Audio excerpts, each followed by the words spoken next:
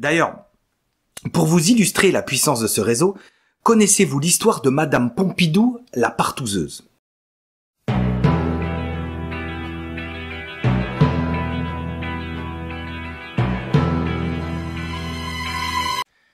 Mesdames, mesdemoiselles et messieurs, bienvenue. Le livre est une arme. Acheminez que nous sommes déjà à la chronique 90A.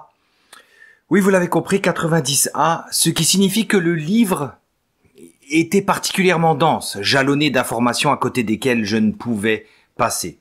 L'ouvrage en question, eh bien, le titre va tout vous dire et vous allez comprendre de quoi nous allons parler. Les réseaux secrets de la police, loges, influence et corruption, de Frédéric Ploquin. Alors, ce que j'ai retenu de la biographie de ce journaliste d'investigation, c'est son travail de terrain, ce qui prouve sa crédibilité. Les liens qu'il a su créer avec ses sources, certaines même qu'il connaît depuis 20 ou 30 ans. C'est un vrai gage de sérieux, un travail à l'ancienne qui débouche sur un livre ponctué d'anecdotes, de confidences, de révélations, un livre difficile à chroniquer parce qu'il n'est pas organisé par thème. Mais nous allons nous y atteler. La semaine prochaine, vous aurez droit à la seconde partie, tout aussi sulfureuse que la première, vous allez voir, et un au-delà du livre qui prendra de la hauteur. Place à Monsieur Jean-Pierre Mariel. J'ai marché en pensant à la France. La pauvre. Essentiel, nous voilà, mes amis.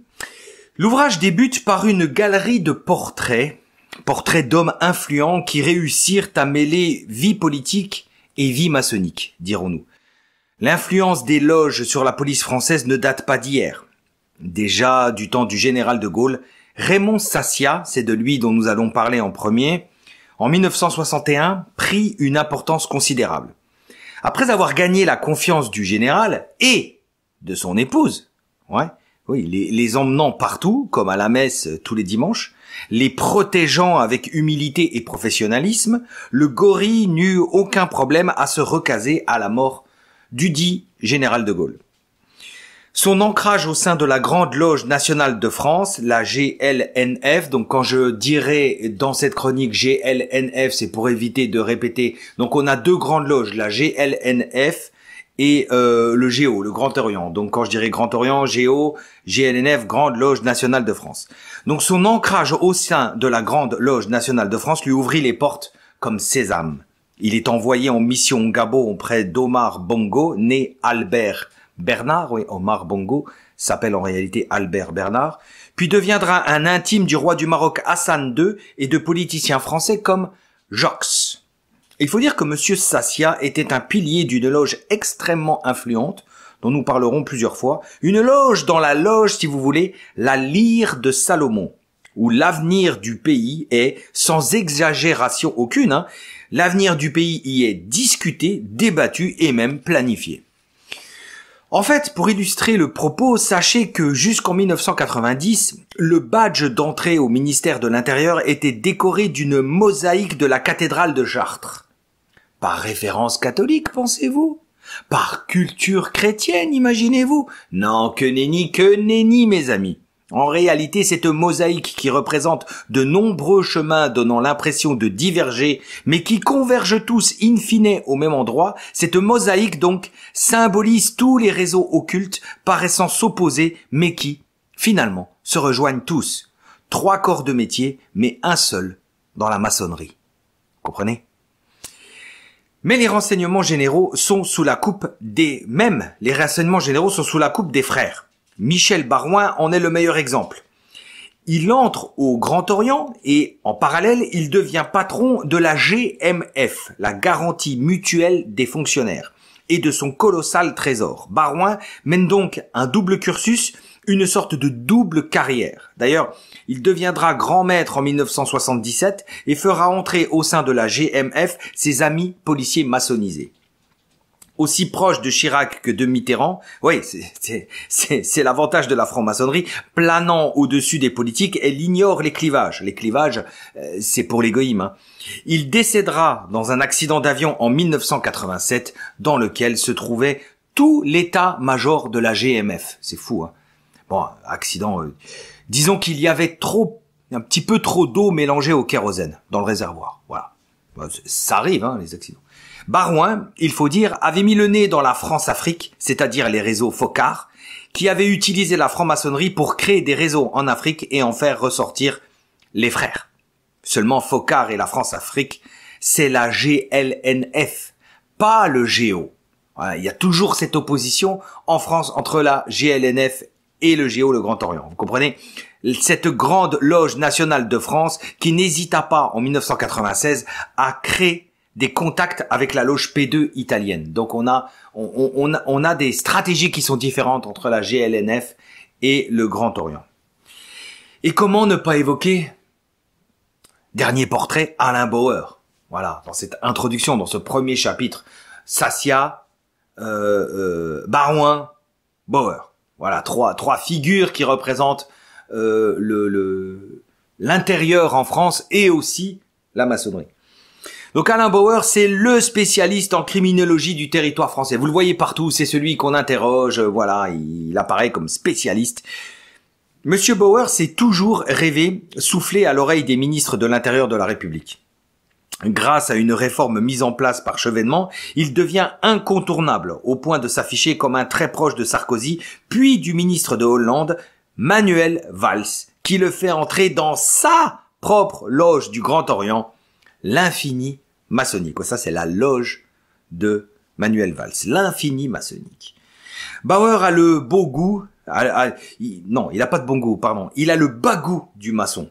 Toujours dans la bonne direction, toujours dans le sens du vent, il s'est imposé au sein de la police, en extrait les informations qui lui sont utiles, évidemment, pour renforcer son influence. Au Grand Orient, à l'âge de 20 ans déjà, il est devenu grand maître à l'âge de 38. On ne peut rien faire sans le Grand Orient, dit-il, c'est l'état profond. Et on a, quatrième figure, Alain Juillet. Alors Alain Juillet, c'est le Alain Bauer, mais de droite, comme on dit. Lui est né en 1942 dans le Lot, terre de franc-maçonnerie s'il en est, et se joint aux frères par l'intermédiaire de Raymond Sassia. Il deviendra vénérable, avec un grand V, hein. Ça, vous ne connaissez pas ça, c'est pour les milieux autorisés. Jacques Chirac, qui désire mettre de côté les cadres du Grand Orient, veut désormais s'appuyer sur la GLNF et donc il nomme Alain Juillet numéro 2 à la DGSE où il deviendra le Monsieur Intelligence au sein de la SGDSN. Grâce à lui, entre autres, les policiers et les gendarmes deviennent maçons au fur et à mesure qu'ils grimpent dans la hiérarchie. On leur dit que s'ils veulent être commissaires, eh bien, ils doivent passer par là. C'est pas une idée reçue. C'est vraiment de cette façon que cela a fonctionné. Les policiers les plus laïcards sont au Grand Orient, 40 000. Ceux se trouvant plus à droite sont à la GLNF, 25 000 membres. Alain Juillet, lui, ne supportait plus l'affairisme au sein de la GLNF. Les maçons qui servent de prête-nom aux puissants industriels de la région, tout ça, il avait envie de mettre un coup de chausson. Surtout dans le sud, hein, de Marseille à Menton. Alors, il entreprit un grand nettoyage. La GLAMF est née, Grande Loge de l'Alliance maçonnique française. Il voulait réformer la maçonnerie. Je ne sais pas si on peut dire comme ça, mais il voulait créer une réforme au sein de la franc-maçonnerie française. Donc il emmène avec lui 15 000 membres, mais ne recevra jamais le tampon de la Grande Loge d'Angleterre. Oui, pour être maçon en France, il faut recevoir le tampon de la Grande Loge d'Angleterre. Il ne peut y avoir qu'une seule église. La GLNF subsiste donc, avec Jean-Pierre Rollet comme grand maître. Alain Juillet va quand même aller plus loin. En 2020, il accepte de parler du financement de la campagne présidentielle de Nicolas Sarkozy et du rôle joué par la GLNF pour ce faire, notamment ces sommes d'argent blanchies très certainement au Gabon d'Omar Bongo. Cet argent aurait-il servi à faire libérer les infirmières bulgares en Libye? Sarkozy et Claude Guéant seront poursuivis. Après avoir décrit le monde de la police par le truchement de 4 figures maçonnes importantes dans notre pays, voyons son évolution au cours des dernières décennies. Déjà, la police s'est ouverte aux femmes. Marie-France Monéger-Guyomarche est devenue en 2012 la première femme à diriger l'IGPN. Mais bon, Rien à voir avec la franc-maçonnerie, affirme-t-elle, elle y est entrée alors qu'elle avait 30 ans pour réfléchir autrement, selon son expression. Et de suite, elle apporte une réflexion neuve, justement. Comment faire en sorte que les patrons évitent ce réflexe de ne jamais recruter ceux qui portent une jupe? Cela amène donc la loi Sauvadet en 2012 qui facilite l'emploi des femmes ayant des enfants en bas âge. En gros, on va résumer, les réunions à 20h, c'est fini. Voilà. La Marie-France crée aussi une association, veuillez ne pas rire s'il vous plaît. Alors l'association s'appelle Femmes de l'Intérieur. Ouais, soutenue par Didier Lallemand en 2013. Oui, Didier Lallemand. Oui, Didier Lallemand. Eh bien, il a soutenu Femmes de l'Intérieur. Le gratin de la police au féminin a donc trouvé sa voie. Seulement petit problème, travailler en loge, c'est nourrir le secret, l'opacité. Et pour cela, comme le reconnaît Marie-France d'ailleurs, sinon nous allons bercer dans une misogynie crasse, les femmes éprouvent des difficultés avec cette idée de secret et d'opacité. Veuillez ne pas rire, bis. Donc, depuis, apparemment, cela a porté ses fruits puisque Darmanin a été le ministre qui a promu le plus de femmes, du jamais vu dans un ministère jadis entièrement réservé aux hommes. Autre changement notoire ces dernières années, la poularde. En fait, pas la poularde, mais vous allez voir les conséquences. Alors la poularde, c'est le nom d'un restaurant où se réunissaient les commissaires de la PP, la préfecture de Paris. Ceci a donné lieu à un réseau, plutôt un réflexe de renvoi d'ascenseur, un petit club tacite où règnent les arrangements. Alors tacite, mais puissant, au point d'obtenir le scalp de Gaston Defferre à l'époque. La PP est une forteresse, et les commissaires ont créé une sorte d'élite, les éloignant de leurs troupes, de leurs hommes, les éloignant de la réalité du terrain, réfugiés qu'ils sont derrière les statistiques, désormais. De ce côté-là, les gendarmes sont restés beaucoup plus fusionnels, communiant toujours chaque année autour de la Sainte-Geneviève. C'est ainsi que, dans la police, on vit l'émergence de l'AHFPN, l'association des hauts fonctionnaires de la police nationale, que Sarkozy choyait, et aujourd'hui Darmanin, bénéficiant même d'un bureau place Beauvau, eux qui cherchent à contrebalancer l'influence des gendarmes. En gros, donc, on peut dire que pour les hommes politiques et pour la franc-maçonnerie, je vais un petit peu exagérer le propos, mais les gendarmes gênent un peu. Ils sont trop issus du terrain, trop proches de la population. Adhérer à la franc-maçonnerie peut aider pour y être influent, dit d'ailleurs Christian Sonrier. Alors lui, c'est aussi qui se trouve à sa tête. En fait, et c'est l'idée à retenir de ce chapitre 2, toutes les grandes réformes ayant marqué l'histoire contemporaine de la police furent impulsées par les loges. Réforme Racine en 1977 par le Grand Orient. Réforme des corps et carrières en 1995 par la GLNF. À partir des années 2000, les réseaux maçonniques perdent de leur superbe, ils s'effilochent, les démarches dorénavant sont devenues plus individualistes. Donc on va avoir l'émergence de petites loges ici et là à l'intérieur des grandes loges. Nous l'avons vu avec Manuel Valls. Alors peut-être aurait-il été utile de commencer par cela, mais bon, on va faire un petit récapitulatif. Vous le savez, 4 familles composent la police. La première que nous allons évoquer, c'est la DGSI, c'est-à-dire les renseignements. C'est un monstre doté de moyens humains considérables, fruit de la fusion des RG et de la DST. C'était voulu par Sarkozy. L'origine, la sève des renseignements a longtemps été la résistance et l'Algérie, jusqu'au jour où Jacques Fournet, baron de la Mitterrandie, fut nommé à la DST. Il prononça les paroles pleines d'honnêteté à ce moment-là au numéro 2 du service Raymond Nard. Il lui dit « Vous n'êtes pas franc-mac, vous n'êtes pas jouissif, vous ne serez jamais directeur de la DST. » Voilà, j'ai choisi cette petite citation pour vous poser le décor. Deuxième famille, la PJ. Alors elle a vécu un embourgeoisement, elle est en pleine déliquescence à l'heure actuelle. Les politiciens ont tout fait pour la museler, alors qu'elle jouissait d'une certaine puissance, d'une certaine culture même. La PJ avait sa propre culture. La grande réforme de la police orchestrée par Darmanin en 2022 a été vécue comme une mise à mort de la PJ. Honnêtement, il y a vraiment de quoi s'alarmer. Les CRS constituent la troisième famille. Avant, les CRS c'était l'amitié, la solidarité, l'esprit de famille. Dans les années 80, par exemple, ceux qui arrivaient les premiers au concours choisissaient d'emblée les CRS. Ouais, c'est réel, hein. Les CRS, c'est la clé de voûte de la République. Un CRS est mieux payé qu'un professeur. Il ne faut surtout pas se les mettre à dos. Si les CRS désobéissent, alors tout est possible. Enfin, la quatrième famille, c'est celle de la sécurité publique. C'est très large. Nous parlons ici de la plus puissante, celle qui écrase toutes les autres. Les secrétaires généraux des syndicats la dominent et sont la hantise des ministres. Quand Yves Lefebvre s'apprête à prendre ses fonctions comme secrétaire général du syndicat Unité SGP Police, on lui a tout de suite fortement conseillé de devenir franc-maçon. Devant son refus en 2015, ses collègues ne font que lui mettre des bâtons dans les roues depuis. L'entourage de Manuel Valls se montre pressant. Lefebvre doit entrer au Grand Orient. Il répondra par une manifestation de policiers dans la rue. J'ai été le premier à occuper le poste de secrétaire général sans être franc-maçon, dit-il. Alors, messieurs, dames, qui dit police dit forcément et fatalement barbouzerie, vous le conviendrez. Je pense sans trop m'avancer que cet adage se vérifie assez aisément. Il existe donc des officines peu scrupuleuses, dénuées même de toute morale au sein de la police.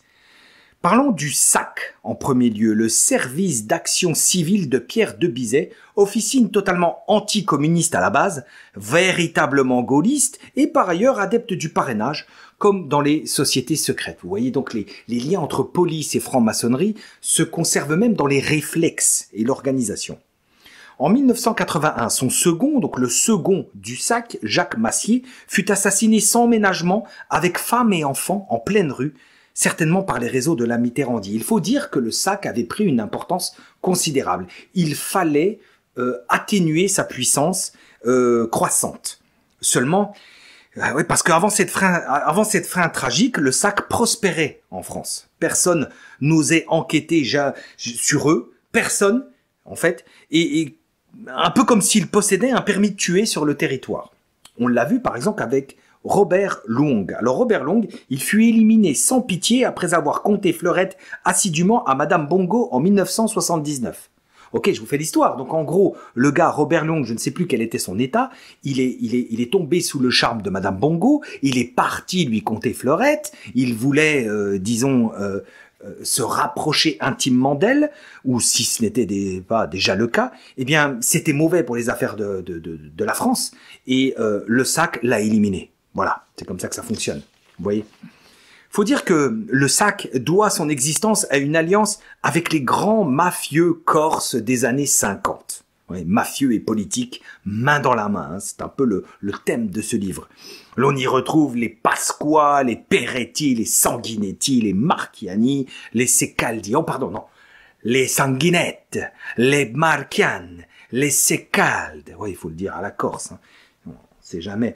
D'ailleurs, pour vous illustrer la puissance de ce réseau, connaissez-vous l'histoire de Madame Pompidou, la partouzeuse? Ok, allez, je vous la fais vite fait. Eh bien, c'était un photomontage montrant la femme du futur président dans des positions, disons, suggestives. Et cette barbouzerie, sachez-le, était le fruit du SAC, justement, et particulièrement de Jean-Claude Marchiani, qui désirait empêcher Pompidou d'accéder à la présidence. Pompidou, hop. Cela n'arrêta pas le SAC, qui en fait continuera plus tard ses trafics et créera une société secrète nommée les Templiers, spécialisée dans le trafic d'armes, et même une autre en Corse pour contrer la montée du FLNC, Francia. Alors après 1981, donc, les années Mitterrand vendent l'idée d'un souffle nouveau. Évidemment, il n'en sera rien, vous l'avez compris, mais les barbouzeries de gauche prendront le relais des barbouzeries de droite. Il va falloir épurer la police illico presto. Et donc du côté de la gauche, le premier réflexe, arrivé au pouvoir, c'est de pourfendre et de s'attaquer à l'extrême droite. Oui, quand ils veulent manipuler le peuple, il leur suffit de pointer du doigt l'extrême droite pour faire passer quelconque mesure qu'ils désirent. En guise d'exemple, parlons de l'attentat en 1980 perpétré contre une synagogue rue Copernic. Alors là, vous allez rire, vous allez rire. Les abonnés de cette chaîne vont rire. Alors, Mitterrand et Gaston Defferre sont persuadés que cet attentat vient de l'extrême droite. Oui, c'est ça. C'est à cela qu'on se rend compte du manque de culture politique et de la naïveté de nos propres hommes politiques, parce qu'ils y croyaient vraiment. Ouais, il y a un attentat contre une synagogue jouissive et eux croient que c'est l'extrême droite. C'est-à-dire, bon, on se rend compte à quel point ils ne connaissent pas du tout la psychologie jouissive, pour reprendre les mots d'Hervé Ryssen. Ainsi, ils prennent des sanctions contre la PJ qu'ils soupçonnent donc de couvrir l'extrême droite sur cet attentat. C'est véritablement risible. Grosso modo, les barbouzeries de la gauche, ce sont principalement des machineries contrôlées par le Grand Orient en cheville avec les sociétés du BTP chargées de produire des fausses factures pour financer le PS ou pour constituer une sorte d'impôt politique, on va dire, avec comme clé de voûte Gérard Monat, ancien militant syndical devenu conseiller police au cabinet du ministre. Voilà, c'est résumé, c'est bien résumé de cette manière. Autre syndicaliste influent, parce que les syndicalistes, responsables syndicalistes sont forcément en cheville avec la maçonnerie et le pouvoir, vous le savez, Bernard de Leplace. Alors lui, c'est vrai que les gardiens de la paix lui doivent de véritables acquis sociaux, et il a été formé à la communication par Edoui Plenel, déjà oui, et donc par Gaston Defferre, nommé par Gaston Defferre le protestant pur et dur. Parce que à ce moment-là, en 1983, il faut que vous sachiez quelque chose, cette histoire, les policiers ont failli faire exploser la République. Badinter, assassin! Badinter, démission! Ils sont 2000 énervés à se diriger place Beauvau. Les CRS et les gendarmes qui étaient censés les freiner, eh bien ils s'écartent devant eux. Et tous entonnent ensemble une Marseillaise le poing en l'air. La République vacille, là, clairement. Jean-Marie Le Pen était même présent. Ça sentait la poudre. Rien ne se fera, malheureusement, mais des têtes vont tomber. Parce que là, la gauche a compris qu'il fallait faire tomber les têtes à droite au sein de la police. Un grand nombre. La main de Leplace ne tremble pas, exigeant une police républicaine et non plus une police de gauche ou de droite. La police a donc été épurée. Maintenant, les groupes socialistes d'entreprise, les GSE, dirigent et préparent l'ère socialiste de la police. Ils fournissent toutes les listes des fonctionnaires méritants, comprendre de gauche, évidemment, et comprendre anti-nationaux. Voilà, donc les méritants situés anti-national. En clair, les socialistes et les communistes ont réalisé un véritable putsch dès 1981 et ont infiltré en masse les services publics, ce qui a provoqué la déliquescence de l'institution policière. Nous pourrions, petite parenthèse d'ailleurs, en dire de même au sujet de l'éducation nationale et pratiquement écrire le même livre. Voilà. Alors, les barbouzeries ne s'arrêtent pas là.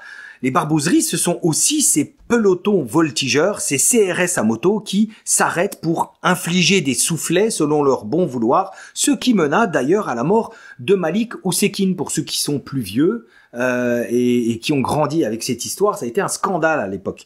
Pierre Joxe, donc, décida de les dissoudre à ce moment-là. Okay. Pierre Joxe, justement, c'est un peu le protégé de celui qui deviendra plus tard DG de la police, Patrice Bergogneau, entré lui aussi par le Grand Orient et qui rejoint la Grande Loge nationale de France grâce à Philippe Massoni, toujours un Corse. Alors pour Bergogneau, la franc-maçonnerie, eh bien c'est bien. La franc-maçonnerie, c'est bien puisque cela permet de parler des intérêts de la France au-delà des clivages politiques. Non, ne riez surtout pas, sinon vous ne pourriez pas profiter du reste de sa déclaration. Allez, je vous la livre. La franc-maçonnerie n'est pas faite pour diriger la République. Elle est un canal utile pour faire passer des messages. Elle défend l'État républicain. En face, à droite, ils utilisaient la maçonnerie comme un outil de conquête et un réseau au service de leurs ambitions. Je vous jure, sur la barbe du prophète, que le type a dit ça. Vraiment, et il était sobre. Bref, Pierre Joxe et Bergogneau avaient pour mission de réduire l'influence de la SAC gaulliste. Ange Mancini, autre mafieux corse politicien, enfin, on ne sait plus trop comment les appeler, Ange Mancini, star de la PJ, est nommé chef de ce nouveau service voulu par Joxe, le RAID.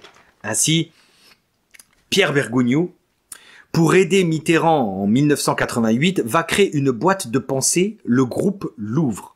C'est ce groupe qui créera un recueil qui constituera le programme du ministre Pierre Joxe en 1988. Donc, il a une voie toute tracée vers la présidence.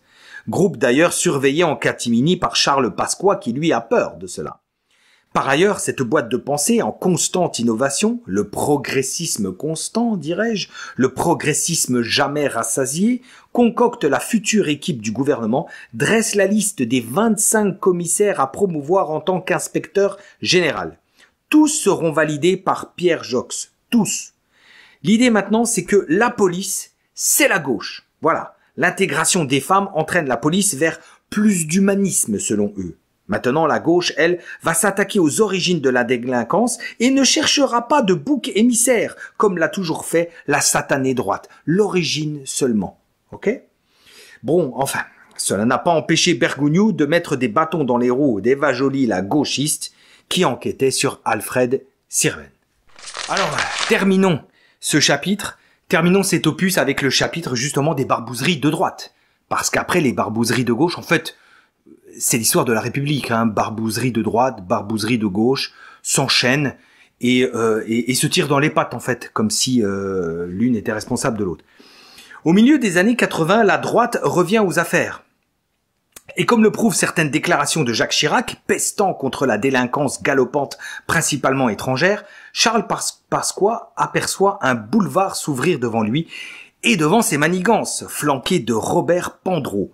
Ainsi, tous ceux qui coopèrent avec la gauche sont mutés, directeurs, contrôleurs, commissaires, etc. Évidemment, pour ces équipes, Pasqua se tourne vers son île, la Corse. Daniel Léandri, Massoni, Santoni, Squarcini. Ce dernier affirmait d'ailleurs avoir refusé à 3 reprises d'entrer chez les francs-maçons. Rien ne pouvait rivaliser avec la fidélité corse, pas même la franc-maçonnerie, disait-il. Il deviendra un peu plus tard l'espion attitré de Nicolas Sarkozy. Le maillage corse, disons-le, se voulait impressionnant. Rien ne leur échappait, grâce aussi à des hommes comme Alessandrini ou François Antonat, l'homme des missions africaines pour Alpha-Aquitaine.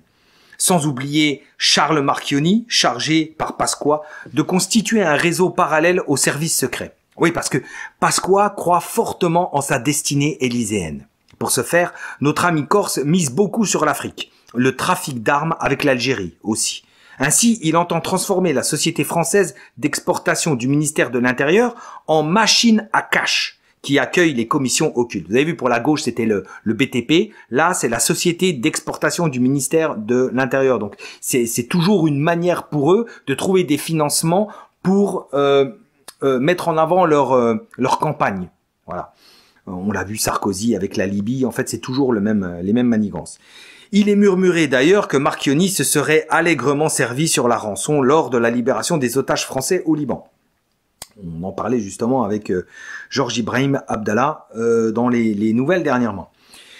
Pasqua semble avoir la voie toute tracée devant lui. Il va être président de la France, c'est certain, s'étant allié en plus avec un autre Léandri, parce qu'il y a 2 Léandri. Là, cette fois, c'est Étienne, une légende du banditisme corse, particulièrement puissant politiquement, figure de l'État profond, collaborateur avec l'Allemagne, qui a rejoint Tanger au moment de la collaboration, la ville franche protégée par la CIA à l'époque. Oui, quand vous apprenez que quelqu'un était à Tanger durant la Deuxième Guerre mondiale, ça signifie qu'il était protégé. C'était une enclave protégée par la CIA et par les pays occidentaux pour toutes sortes de trafics, si vous voulez. Seulement, un contrat de trop poussera la justice à s'intéresser à leurs agissements. La vente de radars à l'Angola pour 300 millions de francs par l'entremise de l'homme d'affaires Pierre Falcon. Cela vaudra 1 an de prison avec sursis pour Pasqua en 2010. Léandri, lui, de toute façon, étant décédé en 1995. La bande à Pasqua, ce sont des hors-la-loi et des représentants de la loi qui avancent main dans la main. C'est un peu ça, hein. Un univers où se mêlent le pétrole en Afrique, les casinos en France, les réseaux politiques, la voyoucratie et les services secrets. Les Feliciaghi et les Tamis obtiennent l'autorisation d'exploiter des casinos par Charles Pasqua grâce à un pot de vin de 7,5 millions de francs de l'époque. L'ancien ministre fut d'ailleurs condamné à 18 mois de prison avec sursis. Mais quelles autres bienveillances ces mafieux corses ont-ils bénéficié? On ne le saura jamais. Dieu seul le sait. Pasqua voulait liquider la Chiraki, mais c'est son poulain, Sarkozy, qui le fera. Lui qui a épousé la fille d'un propriétaire de casino, justement, proche de Pasqua, encore une fois. Feliciaghi sera assassiné à l'aéroport d'Ajaccio et c'est Michel Thomy qui a repris ses activités en Afrique. La tragédie, vous le savez, parfois, fait bien les choses, n'est-ce pas? En tout état de cause, la bande corse gagne en influence en mettant la main sur EDF via l'homme de main de Pasqua, l'influent Antoine Pagny. Dans quel but mettre la main sur EDF, me direz-vous? Eh bien, pour sa trésorerie, évidemment, en premier lieu, EDF étant public, cela permet d'arroser à tout va. Antoine Pagny, revenons à lui, demeure un pilier de la franc-maçonnerie, fondateur de la Lyre de Salomon, une loge au sein de la GLNF dont nous avons déjà parlé. Il cherche à tisser des liens avec Bergoglio, qui se verra confier la sécurité de la Coupe du Monde en 1998. EDF permet aussi les récompenses comme celle offerte à Hugues Rieux à la sécurité, avec carte bancaire à volonté, voiture de fonction, salaire exorbitant pour ce franc-maçon de la GLNF où il fréquente le cercle des vieux croquants. Il y est même porte-glaive national. Protestant pur et dur encore, Hugues Rieux obtenait toutes ces informations de la part de Jacques Tétard, un commissaire des RG, ce qui lui permettait de se prévaloir auprès du directeur de l'EDF. Bref, nous parlons ici d'une barbouze du genre à placer des micros dans le bureau d'un cadre de chez EDF, une barbouze que le Grand Orient cherchait même à recruter au nez et à la barbe de la GLNF. Bon, la GLNF, dont sont issus aussi Doucet et Pierre-Antoine F. Son nom n'est pas donné dans le livre, Pierre-Antoine F. Deux autres dirigeants de EDF. Justement, ce Pierre-Antoine, on le retrouvera dans des affaires louches. Des menaces à l'encontre de Georges Ibrahim Abdallah, dont nous avons parlé, le responsable des attentats terroristes commis en France sous le gouvernement Pasqua, peut-être pour lui éviter de parler. Mais aussi de l'espionnage avec la société Cargus, à l'encontre cette fois de Greenpeace. Et enfin l'agression d'une syndicaliste irlandaise qui avait mis son nez dans des affaires qui ne la regardaient pas, Maureen Kearney, à son domicile. Donc on est allé l'agresser chez elle pour lui faire peur. EDF ne tournera la page Antoine Pagny qu'à la fin des années 90. En 2017, la sécurité chez EDF sera confiée à Émile Pérez, vieil ami d'Alain Bauer. C'est terminé pour ce premier opus, cher ami, que jamais ne sorte de France la gloire qui s'y est arrêtée, et croyez-moi, ce qui arrive la semaine prochaine est encore plus sulfuré. Quando eu a vos faço acclamo, Resturse des humana